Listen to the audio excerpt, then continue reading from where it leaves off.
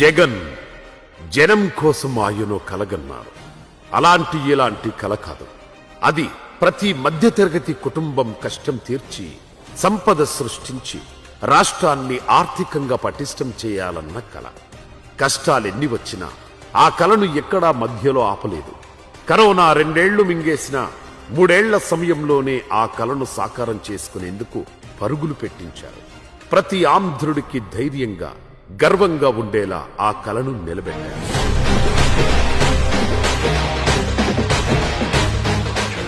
సముద్రం అంటే కంటికి కనిపించేంత దూరంలో నీళ్లే కాదు, అపార సంపదను దాచుకున్న జలనిధి. భవిష్యత్తును భరోసాను మోసే పెన్నిధిలా చూశారు.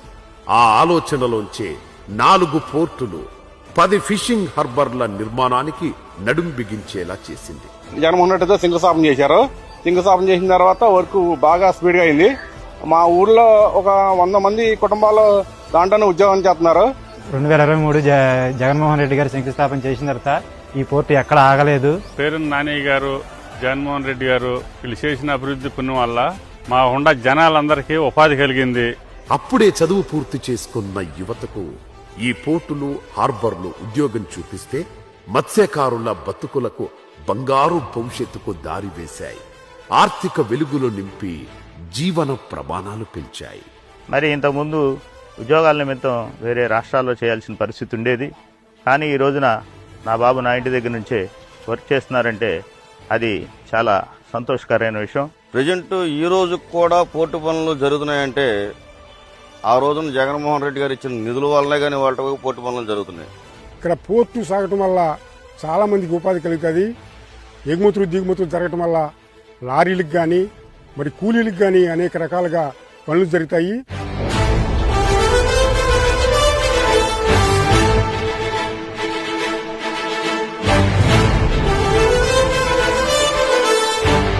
పోర్టులు ఇవి కేవలం సరుకు రవాణా కేంద్రాలు మాత్రమే కాదు, ఆర్థికాభివృద్ధి, వాణిజ్యం, అంతర్జాతీయ పునాది. ప్రగతికి వెన్నుముకలా నిలిచే పోర్టు ఆ ప్రాంత భవిష్యత్తునే మార్చేస్తుంది. సింగపూర్ నుంచి ఆమ్స్టర్డామ్ వరకు దేశాలు ప్రదేశాలకు ప్రపంచ పటంపై ప్రత్యేక గుర్తింపు వచ్చిందంటే అది పోర్టుల కారణంగానే.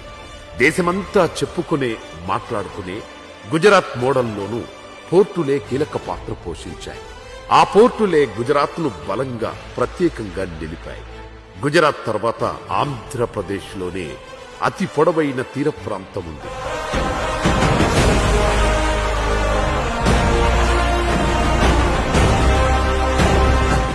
ఏపీలో తీర ప్రాంతం పొడవు దాదాపు 975 కిలోమీటర్లు.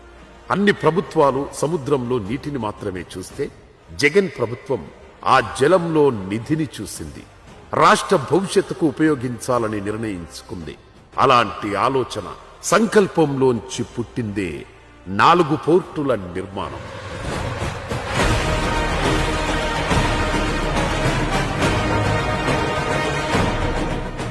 కూటమి ప్రభుత్వం ఏదైనా వాగొచ్చు. జగన్ చేసిన మంచి ఆ పోర్టుల రూపంలో కనిపిస్తూనే ఉంటుంది. చరిత్ర ఎప్పుడూ గుర్తు చేస్తూనే ఉంటుంది. జగన్మోహన్ రెడ్డి గారు హయాంలో అయ్యింది. ఆయన వల్లే మా పిల్లలు బతుకుతారో ఉద్యోగాలు చేసుకున్నాని అనుకున్నాము. మా పనిచేసే కుర్రాళ్ళని తీసేసి వాళ్ళ ప్రభుత్వం కుర్రాళ్ళని ఇప్పుడు జరిగే ప్రభుత్వం వాళ్ళు తీసుకుని ఆ పోర్టులో పని చేపిస్తున్నారు. ఇతర ఊళ్ళ నుంచి వచ్చి ఇక్కడ ఉద్యోగాలు చేస్తున్నారు. ఇక్కడ ఊళ్ళో ఉండే వాళ్ళకి తక్కువ. జగన్ ప్రభుత్వానికి ముందు, జగన్ ప్రభుత్వానికి తర్వాత పోర్టుల అభివృద్ధి చర్చకు వస్తే వినిపించే మాటలివే. 2019లో జగన్ అధికారంలోకి వచ్చాక పోర్టుల మీద ప్రత్యేక శ్రద్ధ చూపించారు. ఆయన ప్రారంభించిన 4 పోర్టులు ఏపీ భవిష్యత్తును మార్చబోతున్నాయి. అపార సంపద ఇవ్వడమే కాదు, మత్స్యకారుల ఆర్థిక స్తోమతను పెంచడంతో పాటు ఎన్నో పరిశ్రమల స్థాపనకు బలంగా నిలుస్తున్నాయి. భవిష్యత్తును ముందే ఊహించడం, అభివృద్ధి దిశగా అడుగులు వేయడం వైఎస్ రక్తంలోనే ఉంది. విశాఖ తర్వాత ఒకప్పుడు ఏపీలో ప్రముఖంగా వినిపించిన పోర్టులు గన్నవరం, కృష్ణపట్నం. ఈ 2 పోర్టులను మహానేత వైఎస్ రాజశేఖర్ రెడ్డి పూర్తి చేశారు. దీంతో ఆ చుట్టుపక్కల ప్రాంతాలు పారిశ్రామికంగా భారీ అభివృద్ధి సాధించాయి. తండ్రి 2 పోర్టులు ప్రారంభిస్తే జగన్ తాను అధికారంలోకి వచ్చాక 4 పోర్టులకు శ్రీకారం చుట్టారు. జగన్మోహన్ రెడ్డి గారి హయాంలోనే ఈ జరిగింది ఇదంతా. జగన్మోహన్ రెడ్డి గారు లేకపోతే పోర్టు లేదు మచిలీపట్నానికి. మా హయాంలో మేము చేసింది ఎక్కువ, చెప్పుకునేది తక్కువ. మా చేతకాల మా వాళ్ళకు కూడా తప్పు ఉంది. చేసింది ఎక్కువ, చెప్పుకునేది తక్కువ. దేశాన్ని ఆర్థికంగా పటిష్టం చేయడంలో సముద్ర ప్రాంతం ఎంత కీలకమనేది చైనా, సింగపూర్ లాంటి దేశాలు ఎప్పుడూ గుర్తించాయి. ఆ దేశాల ఆర్థిక వ్యవస్థలను పరుగులు పెట్టించడంలో పోర్టులు కీలక పాత్ర పోషిస్తున్నాయి. దేశంలోనే 2వ అతిపెద్ద పొడవైన తీర ప్రాంతం ఉన్న ఏపీలో పోర్టులను అభివృద్ధి చేయడం ద్వారా కొత్త మహానగరాలను క్రియేట్ చేసుకునే అవకాశం ఉన్నా 14 ఏళ్లు సీఎంగా చేసిన చంద్రబాబు దాన్ని ఏనాడూ పట్టించుకోలేదు. అప్పుడు గవర్నమెంట్ వారు అరబిందో కంపెనీకి ఈ పోర్టు నిర్మించడానికి అవకాశం కల్పించారు. వారున్న టైంలో ఎంతో గొప్పగా పనులు సాగినాయి. వాళ్ళు చాలా కష్టపడి మాకు అవకాశాలు కల్పించారు. వైసీపీ ప్రభుత్వంలో జగనన్న మీద నమ్మకంతో మా స్థలాలు, మా ఫ్లాట్లు, మా రొయ్యల చెరువుల స్థలాలు, ఇళ్ల స్థలాలు అన్నీ ఇచ్చాం. ఈ రోజున ప్రభుత్వం మారినాకి పట్టించుకోవట్లేదు మమ్మల్ని. బిర్యానీని ప్రపంచానికి పరిచయం చేశానని, బ్రహ్మాండం బద్దలు కొట్టాడని డబ్బా కొట్టుకోవడం తప్ప పోర్టులపై ఆలోచన చేసిందే లేదు అనడంలో ఎలాంటి అనుమానం లేదు. ఈ 5 సంవత్సరాల్లో 70% దాకా పూర్తయింది. టీడీపీ గవర్నమెంట్ వచ్చిన తర్వాత పోర్టు అనేది చాలా నత్తనడక సాగుతుంది. 1 కాదు 2 కాదు 100 అబద్ధాలు చెప్పుకుంటూ పోతే బోలన్నీ. ఇవన్నీ అబద్ధాలు ఆడటం వల్ల జగన్ని ఎయ్యో చేశారు, కానీ ప్రజల యొక్క మనస్సుల నుంచి జగన్ని దూరం చేయలేకపోయారు.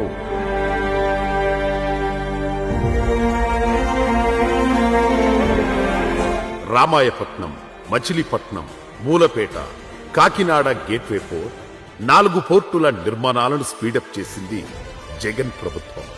ఒకే టైంలో 4 పోర్టుల నిర్మాణం స్టార్ట్ చేయడం అంటే అది ఆల్ టైమ్ రికార్డు మాత్రమే కాదు, రాష్ట్ర చరిత్రలో ఆర్థిక ప్రగతిలో ఓ అద్భుతం.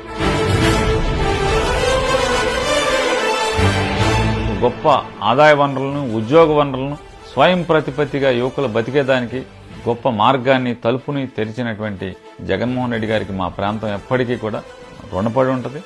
3,736 కోట్లతో రామాయపట్నం, 5,156 కోట్లతో మచిలీపట్నం, 4,361 కోట్లతో మూలపేట పోర్టులను రాష్ట్ర ప్రభుత్వం నిర్మించగా, కాకినాడ సైజులో గేట్వే పోర్టును 2,123 కోట్ల రూపాయలతో అభివృద్ధి చేస్తున్నారు. జగన్ హయాంలో పోర్టు పనులు ఎంతవరకు జరిగాయో ఇప్పుడు అక్కడే ఆగిపోయాయి. పోర్టులను పక్కన పెట్టిన చంద్రబాబు సర్కార్ ఆ వైపు కనీసం చూడడం లేదు కూడా. కరోనా కారణంగా పాలనకు దక్కిన సమయం 3 ఏళ్లు మాత్రమే. ఎన్ని కష్టాలు వచ్చినా, ఎన్ని ఆటంకాలు ఎదురైనా పోర్టు నిర్మాణం ఆగకూడదనే పట్టుదలతో 4 పోర్టుల్లోనూ దాదాపు 80% పనులు పూర్తయ్యాయి. మిగిలిన 20% పూర్తి చేస్తే రాష్ట్ర భవిష్యత్ చిత్రమే మారిపోతుంది. అయితే ఎక్కడ జగన్కు, వైసీపీకి మంచి పేరు వస్తుందోనని ఆ పనులను ఇప్పటికీ కూటమి ప్రభుత్వం పట్టించుకున్నట్లు కనిపించడం లేదు. ఈ పోర్టు పనులు, ఇండస్ట్రియల్ సెక్టారు అండ్ ఇంకా ఏదన్నా కంపెనీలు వస్తే వాటిని అభివృద్ధి చేసి ఎంత త్వరగా వీలైతే అంత త్వరగా ఉద్యోగాలు కూడా వచ్చేటట్టు చూడాలని కోరుకుంటున్నాం. 4 పోర్టుల నిర్మాణాన్ని జగన్ ప్రభుత్వం మొదలు పెట్టడానికి ముందు విశాఖ, గంగవరం, కాకినాడ యాంకరేజ్, కాకినాడ రవ్వ క్యాప్టివ్ పోర్ట్, కృష్ణపట్నం పోర్టులు ఉన్నాయి. సముద్ర తీరంలో లంగర్ వేయాల్సింది షిప్పులకు మాత్రమే కాదు, అభివృద్ధికి, జనాల బంగారు భవిష్యత్తుకు కూడా అని బలంగా నమ్మాడు జగన్. 2025 నాటికి రాష్ట్రంలో పోర్టుల సంఖ్యను 10కి పెంచాలని కష్టపడ్డారు. జగన్ ఆలోచనలతో మంచి ఫలితాలు రావడం మొదలయ్యాయి కూడా. పోర్టుల నిర్మాణంలోనూ జగన్ ప్రభుత్వం అద్భుతమైన విధానాలు అమలు చేసింది. ప్రభుత్వమే పోర్టులు నిర్మించి ఆ తర్వాత ప్రైవేట్ సంస్థలకు కొంత సమయానికి లీజులివ్వడం ద్వారా ఆదాయాన్ని అందుకోవడంతో పాటు ఆ పోర్టులను ప్రభుత్వానికి ఓ ఆస్తిగా మార్చాలని జగన్ ఆలోచించారు. క్లియర్ గా చెప్పాలంటే పోర్టు ఏరియాలో 1 ఎకరా భూమిని డైరెక్ట్ గా ప్రైవేట్ సంస్థకు అప్పగిస్తే వచ్చే ఆదాయంతో కంపేర్ చేస్తే అదే ఎకరా స్థలంలో ప్రభుత్వమే నిర్మాణాలు చేసి అభివృద్ధి చేసిన తర్వాత లీజుకిస్తే 10 రెట్ల ఆదాయం వస్తుంది. ఇంకా ఈజీగా చెప్పాలంటే ఫర్ ఎగ్జాంపుల్ డైరెక్ట్ గా ఎకరా ల్యాండ్ ఇచ్చినప్పుడు ₹1,00,000 ఆదాయం వస్తే అదే ప్రభుత్వం డెవలప్ చేసి లీజుకిస్తే 10 లక్షల వరకు ఆదాయం వస్తుంది. ఇలా ఇన్కమ్ తో పాటు ఆ ఆస్తి కూడా ప్రభుత్వం చేతుల్లోనే ఉంటుంది. అంటే జనం చేతుల్లోనే ఉంటుంది. జగన్ చేసిన ఆలోచన అర్థం కాని, అర్థం చేసుకోలేని పార్టీలు గంగవరం పోర్టు విషయంలో అడ్డగోలు వాగుడు వాగిన ఘటనలు ఎన్నో. చంద్రబాబు వల్ల ఏం అవ్వాలా, అంతా నేనే తెచ్చాను, ఇదంతా నా వల్లే జరిగింది. ఈ బీచ్ కాడికి వచ్చిన వాళ్ళు ఎవరైనా ఏదైనా జరిగిన వాళ్ళు ఉంటే గవ్వ వచ్చి అన్ని వేసుకుని బుధాన్ని వేసుకుని అంతా నేనే చేస్తున్నాను, నేనే జరుపుతున్నాను అంటాడు. ఆయన వల్ల ఏమి జరగల. ఇక 2030 నాటికి దేశవ్యాప్తంగా ఎగుమతుల్లో 10% వాటాను చేజిక్కించుకోవడమే కాదు, టాప్ 3 రాష్ట్రాల్లో ఒకటిగా ఏపీని నిలపాలన్న లక్ష్యంతో జగన్ సర్కార్ అడుగులు వేసింది. పోర్టులను ఆధారం చేసుకుని చుట్టుపక్కల పరిశ్రమల ఏర్పాటును వేగవంతం చేయాలని జగన్ ప్రభుత్వం ప్రణాళికలు రచించింది. రామాయపట్నం, మచిలీపట్నం, మూలపేట పోర్టుల దగ్గర భారీ పారిశ్రామిక పార్కుల నిర్మాణానికి సంబంధించి అప్పట్లో 3 IAS అధికారులతో కమిటీ వేశారు కూడా. అది మంచి ఫలితాలిచ్చింది. ఒక్క రామాయపట్నం పోర్టు సమీపంలోనే ఇండోసోల్ కంపెనీ 75,000 కోట్ల ప్రాజెక్టు నిర్మాణానికి ముందుకు వచ్చింది. 90,000 కోట్ల పెట్టుబడి పెట్టేందుకు BPCL రెడీ అయింది. ఇక రామాయపట్నం పోర్టుకు సమీపంలోని చీమకుర్తిలో గ్రానైట్ పరిశ్రమలు కూడా వెలుస్తున్నాయి. ఈ కంపెనీలతో లక్షల మంది స్థానిక యువతకు ఉపాధి అవకాశాలు దక్కడంతో పాటు రాష్ట్రానికి భారీగా ఆదాయం లభిస్తుంది. ఇదంతా ముందు చూపు చేసిన ఈ పోర్టు అనుసంధానం చేసిన డెవలప్మెంట్ల కారణంగా ఈ ప్రాజెక్టులను వచ్చినాయి. కానీ మేము భూములు ఇచ్చి అన్ని విధాలుగా నష్టపోయాము. ప్రభుత్వం మారిన తర్వాత ప్రభుత్వం 70 మందిని తీసేసింది. కానీ ప్రతి ఒక్క పిల్లలకి 70 మందికి సోలార్ కంపెనీ జాబులు ఇచ్చి తర్వాత వాళ్ళు మీరు మానేయమని చెప్పారు. జగన్ ఏ మంచి చేసినా ఏదో ఒక యాగి చేయడం టీడీపీకి, కూటమి పార్టీలకు అలవాటే. ఒకటి మాత్రం క్లియర్, మిగతా రంగాల్లో ఉపాధి అయినా, ఉద్యోగాలైనా, ఆదాయమైనా కొన్ని వర్గాలకే. పోర్టులు అలా కాదు. ఆదాయపరంగా సమాజంలో ప్రతి వర్గానికి మేలు చేస్తుంది. ప్రతి ఒక్కరికి లాభమే. ఈ ఆలోచనే బృహత్తర కార్యక్రమాన్ని భుజానికెత్తుకునేలా జగన్ను ముందుకు నడిపించింది. 4 పోర్టుల నిర్మాణానికి నడుం బిగించేలా చేసింది. పనికిరాని ప్రత్యర్థి పార్టీలు జగన్ చేసిన మంచిని తక్కువ చేసి చూపిస్తుండొచ్చు. అయితే ఆయన ప్రతి పని జనం గుండెల్లో ఉంటుంది, చరిత్ర గుర్తుంచుకుంటుంది. చివరగా ఒక్క మాట, రాష్ట్రంలో పోర్టులంటేనే గుర్తుకొచ్చేది వైఎస్ కుటుంబం. అప్పుడు పెద్ద ఆయన 2 పోర్టులను అందుబాటులోకి, తండ్రికి తగ్గ తనయుడుగా జగన్ 4 పోర్టుల నిర్మాణ బాధ్యత భుజానికెత్తుకున్నారు. నాంది రాజశేఖర రెడ్డి పలికితే దాన్ని పూర్తి చేయటం, కళ సాకారం చేయటం, కళ్ల ముందు దాన్ని వాస్తవ రూపంలోకి తీసుకురావటం జగన్మోహన్ రెడ్డి గారు చేసినటువంటి గొప్ప మనిషి. ఇది చాలదా? విజన్ ఉన్న నాయకులంటే ఆ తండ్రి కొడుకులే అని చెప్పడానికి